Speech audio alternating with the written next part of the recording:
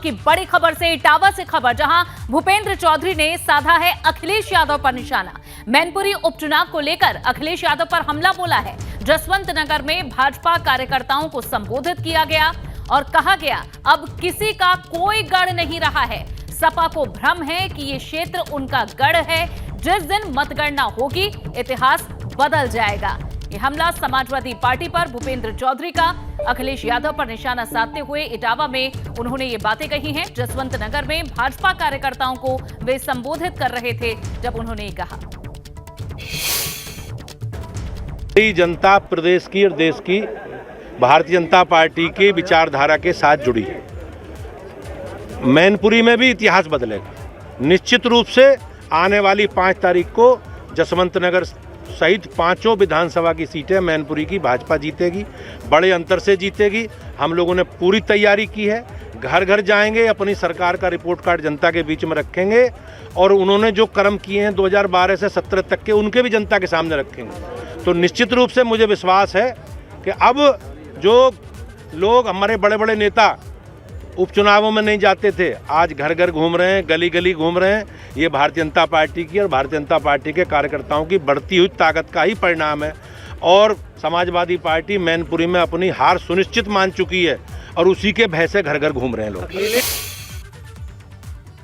तो भाजपा के प्रदेश अध्यक्ष चुनाव प्रचार कर रहे हैं, तो वहीं मैनपुरी में सपा कार्यालय में अखिलेश यादव ने भी एक बैठक की, जहां सपा कार्यालय में सैनिक प्रकोष्ठ के साथ ही बैठक अखिलेश यादव ने की। कार्यकर्ताओं के साथ चुनावी रणनीति पर चर्चा इस दौरान की गई। ये तस्वीरें मैनपुरी में अखिलेश यादव के चुनाव प्रचार की, जहां सपा कार्यालय पहुंचे सैनिक प्रकोष्ठ के साथ उन्होंने एक बैठक की, कार्यकर्ताओं के साथ चुनावी रणनीति पर चर्चा की। कुछ निर्देश भी यहां कार्यकर्ताओं को दिए गए हैं अखिलेश यादव की तरफ से। अखिलेश यादव की पत्नी डिंपल यादव यहां से उम्मीदवार हैं। जब सुखोई की डील के लिए उन्हें जाना था रशिया में, वो पहली बार ऐसा हुआ कि वहां के राष्ट्रपति अपना प्रोटोकॉल तोड़ करके नेताजी को रिसीव करने आए। और जब सुखोई के लिए गए थे तब भी बड़े बड़े अधिकारियों ने कहा कि रशिया में भी बहुत ठंड पड़ती है, वहां आप अगर पहनावा दूसरा नहीं पहनेंगे तो हो सकता है ठंड लग जाए। नेताजी ने कहा जब मैं सियाचिन जा सकता हूँ धूप होते में, तो रशिया में भी जाऊंगा। मैनपुरी उपचुनाव जीतने के लिए सपा लगातार रणनीति बना रही है ताकि नेताजी के निधन से खाली हुई सीट ऐतिहासिक अंतर से जीती जा सके। आज मैनपुरी के सपा दफ्तर पर अखिलेश यादव ने सैनिक प्रकोष्ठ की मीटिंग ली और इस मौके पर एबीपी गंगा ने धर्मेंद्र यादव से खास बातचीत की।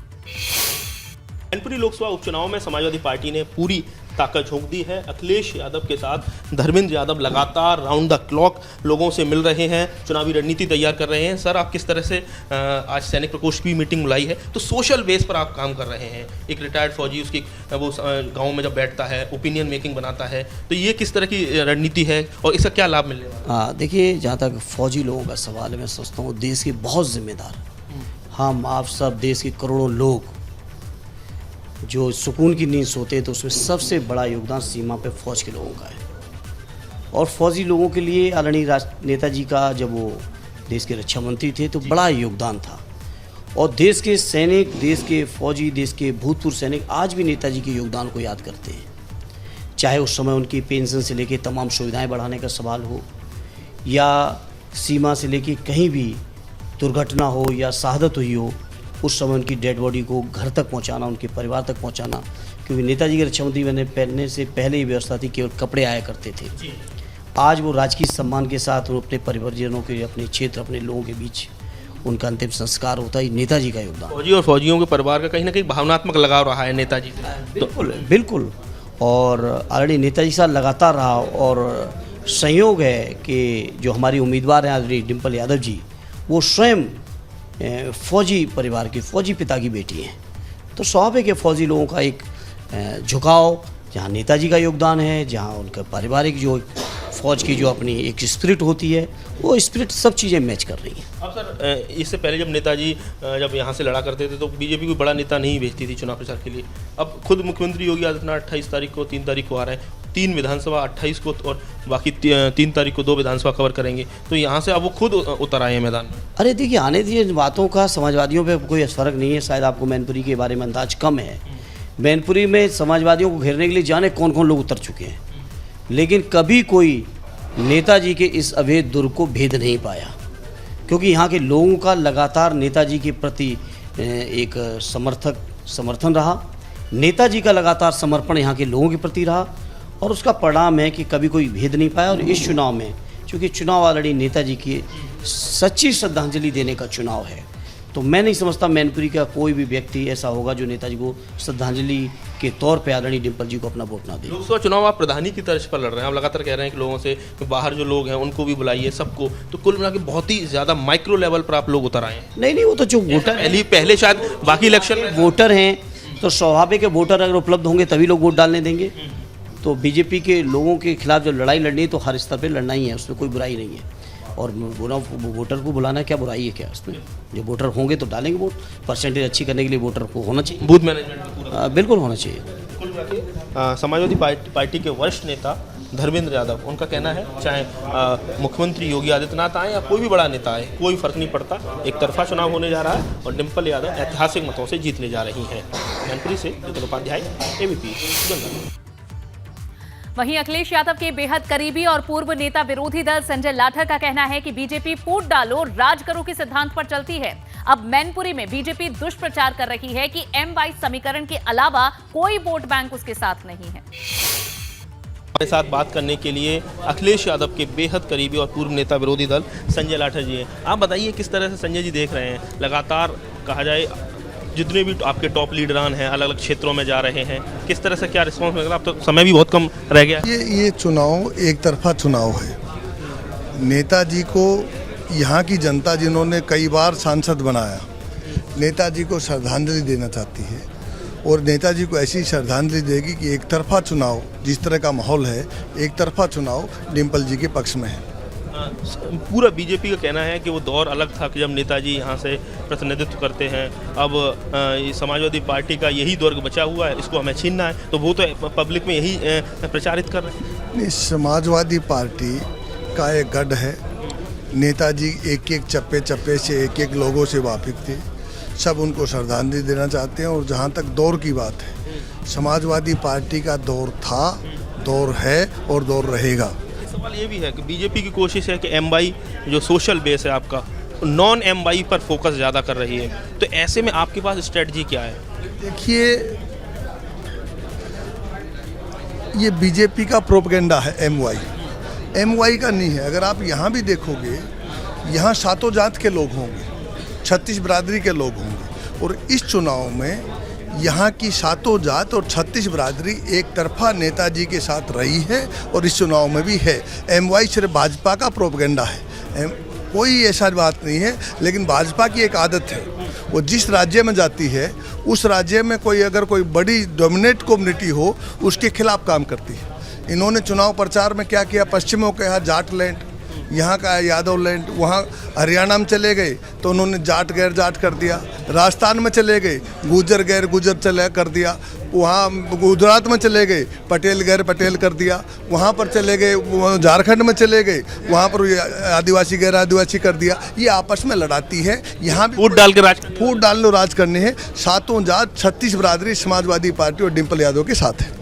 मैनपुरी से नितिन उपाध्याय, एबीपी गंगा। वहीं भाजपा जहां तीनों उपचुनाव जीतने के लिए जी तोड़ मेहनत कर रही है, वहीं कांग्रेस ने दावा किया है कि उसने भाजपा को हराने की रणनीति बना ली है। एबीपी गंगा से एक्सक्लूसिव बातचीत में कांग्रेस के राज्यसभा सांसद प्रमोद तिवारी का कहना है कि हमारी कोशिश है उपचुनाव में भाजपा की हार हो।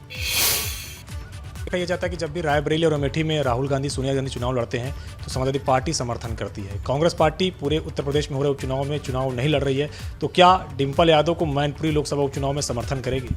देखिए, हमने उम्मीदवार इसलिए नहीं खड़ा किया कि नगर निकाय के चुनाव में हम अपना पूरा ध्यान दे रहे हैं और गैर भाजपाई मतों में बंटवारा ना हो। समर्थन किस रूप में कैसे होगा, ये तो सारा उत्तर प्रदेश कांग्रेस कमेटी निर्णय लेगी और समय पर बताएगी। परंतु हम चाहते हैं कि जो भाजपा को हराए उस सशक्त रूप से हराए और हम उसमें बाधा नहीं बनना चाहते। शुक्रिया हमसे बातचीत करने के लिए कांग्रेस के वरिष्ठ नेता प्रमोद तिवारी, जिनका कहना है कि जो बीजेपी को हरा सकता है वो सशक्त रूप से हराए, उसमें हम बाधा नहीं बनेंगे। हालांकि बीजेपी लगातार कह रही है कि वो मैनपुरी लोकसभा उपचुनाव जीत लेगी। नतीजे 8 दिसंबर को आएंगे, देखना है कि क्या कुछ रहता है। कैप्शन धर्मतरन के साथ अविनाश तिवारी, एबीपी गंगा, दिल्ली। मुलायम सिंह यादव के समधी पूर्व विधायक और भाजपा नेता हरिओम यादव ने मैनपुरी चुनाव को लेकर सपा परिवार पर बड़ा हमला बोला है। हरिओम यादव का कहना है कि समाजवादी पार्टी कितना भी दम लगा ले, मैनपुरी में रघुराज शाक्य की जीत पक्की है। रामगोपाल यादव पर निशाना साधते हुए कहा कि रामगोपाल यादव के रहते कभी सपा का भला नहीं हो सकता और रामगोपाल कभी शिवपाल का भी भला नहीं होने देंगे। चाचा और भतीजे के मिलन पर तंज कसते हुए हरिओम यादव ने कहा है कि शिवपाल यादव को सपा से फिर धोखा मिलेगा। भारतीय जनता पार्टी चुनाव जीतेगी, हर वर्ग का समर्थन है, हमने आपको बता दिया। और पूरी पार्टी और भारतीय जनता पार्टी के कार्यकर्ता तन मन से पूरे चुनाव में लगे हुए हैं, जी जान से दोनों रात एक किए हुए हैं और हर वर्ग के लोग लगे हुए हैं। चश्मा सब जानते हैं, शकुनी उर्फ रामगोपाल उर्फ चश्मा, और भी बहुत उसकी उपाधियां हैं, लेकिन वो हम देना ठीक नहीं समझते। वो कभी नहीं चाह सकता कि शिवपाल सिंह समाजवादी पार्टी में, कभी भी नहीं चाह सकता और कभी चाहा नहीं। हम भी समाजवादी पार्टी में रहे 30-35 साल, तो हमने देखा 30-35 साल में कभी भी चश्मा ने शिवपाल सिंह का भला नहीं चाहा, ना उनके लोगों का भला चाहा। चश्मा का प्रभाव समाजवादी पार्टी सन 2012 से बढ़ा, जब से अखिलेश यादव जी मुख्यमंत्री हुए और अखिलेश यादव जी पूरी तरह उसकी गिरफ्त में चश्मा की में, जो वो चाहता है वही होता है। नेताजी जिंदा थे विधानसभा के चुनाव में, तब भी शिवपाल सिंह ने समर्पण कर दिया था, किया था कि नहीं किया था? तब भी धोखा हुआ उनके साथ, अब भी परिवार के नाते उन्होंने समर्पण किया है, लेकिन धोखा फिर मिलेगा उनको। और अब एक बड़ी खबर आपको रामपुर से दे दें, जहां आजम खान ने कुछ लोगों को समाजवादी पार्टी की सदस्यता दिलाई है। जुल्म और अन्याय को सदियों तक याद रखा जाएगा, आजम खान ने बात कही है। जुल्म और अन्याय का अध्याय खत्म होना चाहिए। आजम खान ने इस दौरान ये बातें कही, कहा कि भाईचारे और प्यार के साथ चुनाव प्रचार में जुटे। इस दौरान की ये तस्वीरें जब समाजवादी पार्टी का दामन थामते कुछ लोग कार्यालय पर दिखे और इस दौरान आजम खान ने भी कुछ बड़ी बातें कही। बस इतना कहना चाहता हूँ कि चुनाव आते हैं और चले जाते हैं, लेकिन रामपुर चुनावों के बारे में एक ऐसा इतिहास रच रहा है, एक ऐसे अन्याय का इतिहास जिस पर आने वाली सदियां खून के आंसू रोएंगी और उन लोगों पर यकीनन हैरत करेंगी जिनके अंदर बर्दाश्त की सकत होगी। जुल्म करने वालों का जुल्म और सहने वालों की बर्दाश्त, दोनों को आने वाला इतिहास बहुत दिन याद रखेगा और पढ़ेगा। चुनाव लोकतंत्र का पर्व कहा जाता है, लेकिन क्या हो रहा है इस पर टिप्पणी करने से बेहतर यह है कि हम खुद उसका एहसास करें और हालात का मुकाबला करें और एक ऐसी फतह दर्ज करें जिससे आने वाले लोगों को ये सबक हो कि लोकतंत्र को दमन तंत्र से नहीं दबाया जा सकता। खबरों में आगे बढ़ेंगे। गुजरात के कच्छ में सीएम योगी आदित्यनाथ ने भाजपा प्रत्याशी के पक्ष में जनसभा को संबोधित किया। इस दौरान सीएम योगी आदित्यनाथ ने विपक्ष पर तीखा हमला बोला। सीएम ने कांग्रेस पर महापुरुषों के अपमान का आरोप लगाया। साथ ही कहा कि कांग्रेस आस्था का सम्मान नहीं करती, भ्रष्टाचार कांग्रेस की पहचान है, लेकिन पीएम मोदी के नेतृत्व में देश का विकास हो रहा है। संकट में सिर्फ भाजपा की जनता का साथ ही देती है, जनता हमेशा भाजपा के साथ है। सीएम ने कहा कि कमल खिलेगा तो सुरक्षा की गारंटी मिलेगी। आज देश की सीमाएं सुरक्षित हैं। जब देश की राजनीति को कांग्रेस के भ्रष्टाचार ने, परिवारवाद की राजनीति ने भ्रष्टाचार की भेंट चढ़ा दिया, तो देश के अंदर राजनीति में विश्वसनीयता के प्रतीक के रूप में गुजरात की ही माटी ने श्री नरेंद्र भाई मोदी को देश के प्रधानमंत्री के रूप में देकर के भारत को यशस्वी नेतृत्व भी प्रदान किया। आज प्रधानमंत्री मोदी जी के नेतृत्व में भारत विकास की नई ऊंचाइयों को प्राप्त कर रहा है।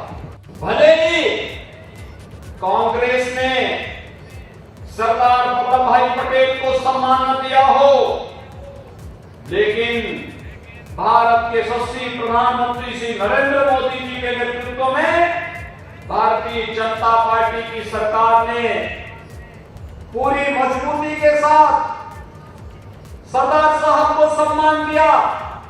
केवड़िया में उनकी दुनिया की सबसे बड़ी प्रतिमा की स्थापना भी करवाई और सरदार साहब को पूरा सम्मान देने का काम भी किया। कानपुर से एक बड़ी खबर आपको दे दें। 6 लोगों की आंखों की रोशनी जाने का मामला, जिसमें एसीएमओ की अगुवाई में अब जांच टीम मेडिकल कॉलेज पहुंची। नेत्र रोग विभाग अध्यक्ष डॉक्टर परवेज की भूमिका की जांच ये टीम करेगी। पीड़ितों की आंखों की जांच कर रही है एसीएमओ की टीम। बता दें कि इलाज के लिए ये लोग पहुंचे थे और आंखों की रोशनी चली गई, और अब इस मामले में एसीएमओ की टीम जांच के लिए मेडिकल कॉलेज पहुंची है। ये 6 लोग थे जिनकी आंखों की रोशनी चली गई, और अब इस मामले में टीम के द्वारा जांच की जा रही है। वहीं इस मामले में जांच समिति के प्रमुख डॉक्टर एसके सिंह का क्या कुछ कहना है, आपको सुनवाते हैं। मोतियाबिंद मामले में सीएमओ ने एक टीम गठित की थी और उस टीम ने अब उन पेशेंट्स को आज जीएसवीएम मेडिकल कॉलेज लेकर आया गया है। उनका परीक्षण कराया जा रहा है। डॉक्टर एसके सिंह एसीएमओ हमारे साथ, उनसे बात कर लेते हैं। डॉक्टर साहब, क्या प्रक्रिया आप लोग अपना रहे हैं? इसमें जो ऑपरेशन हुए थे नवंबर में हुए थे 2, 3, 4 को, जिसमें और भी ऑपरेशन हुए थे, लेकिन फिलहाल 6 लोगों की आंखें जो खराब हुई, ये शिवराजपुर ब्लॉक के अंतर्गत गांव है, वहाँ के रहने वाले हैं। तो प्रथम दृष्टया हम लोगों ने अस्पताल की तो जांच कर ली जहाँ ऑपरेशन हुआ है। अब उनका जो है मरीजों की एक्सपर्ट जांच के लिए हम लोग मेडिकल कॉलेज में डॉक्टर परवेज खान है, डॉक्टर शालिनी मोहन, उनके द्वारा जांच करवा रहे हैं। आखिर कारण क्या है जिस वजह से आंखें इनकी खराब हो गई। जानने की वजह क्या, मतलब क्या जानना की कोशिश कर रहे हैं कि लापरवाही हुई कि संक्रमण? हाँ, इसमें ये जानने की कोशिश हम लोग कर रहे हैं किस कारण कि अस्पताल की लापरवाही या मरीज द्वारा कुछ असावधानियाँ बरती गई, दोनों चीज़ें हो सकती हैं। तो दोनों को मिलाते हुए एक्सपर्ट की रिपोर्ट और अस्पताल में जो हम लोग इंक्वायरी में मिला, दोनों को मिलाते हुए फाइनल डिसीजन, फाइनल इंक्वायरी बाद में। अच्छा डॉक्टर साहब, आपने इन मरीजों से बात की होगी, तीमारदारों से बात की होगी, ये लोग क्या बता रहे हैं? अब ये लोग तो बता रहे हैं कि हम लोगों का ऑपरेशन जो है वहीं 2 और 3, 4 को हुआ और उसके बाद भेज दिया गया कुछ देर बाद, 7-8 घंटे बाद। लापरवाही की बात आ रही है कि इन लोगों की तरफ से भी एहतियात नहीं बरता गया, इस तरीके कुछ बात निकल गया? तो ऐसा तो फिलहाल अभी नहीं समझ में आ रहा, लेकिन जो है पहले जांच रिपोर्ट आ जाए एक्सपर्ट्स की, उसके बाद देखें। इसमें क्या क्या जांच आप लोग करवा रहे हैं और कब तक रिपोर्ट आने की उम्मीद है? अब इसमें तो जांच हो रही है, अल्ट्रासाउंड भी आँख का हो रहा है कि रेटिना में अंदर क्या है, मवाद है, क्या है, किस वजह से इन्फेक्शन हुआ। तो शाम तक मेरे ख्याल से रिपोर्ट आने की संभावना है। कानपुर से कैमरामैन पंकज निगम के साथ रतीश त्रिवेदी, एबीपी गंगा।